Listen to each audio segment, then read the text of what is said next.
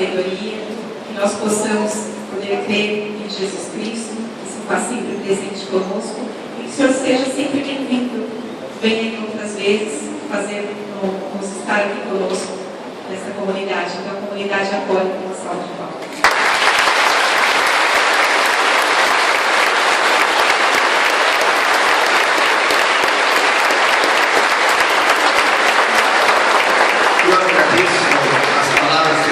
Agradeço a acolhida da comunidade, agradeço ao Padre Edgardo, que é o pároco de vocês. Tive a oportunidade de me encontrar com ele ao entrar aqui na igreja.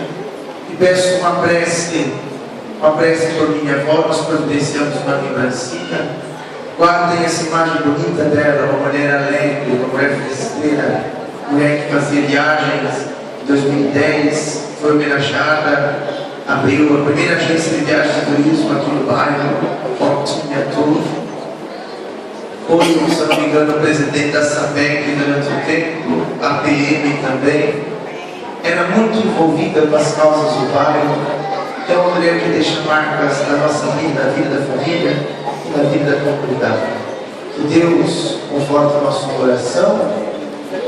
E que Deus também nos ajude a imitar o exemplo. Ela que sempre foi tão generosa, ela que era uma mulher de oração e uma mulher que acreditava fervorosamente num Deus que é Pai, um Deus que é amor e um Deus que perdoa. O Senhor esteja convosco.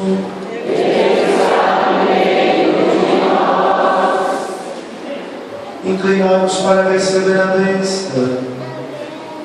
Deus Pai de misericórdia, conceda a todos vós, como concedeu ao filho pródigo, a alegria do retorno à casa.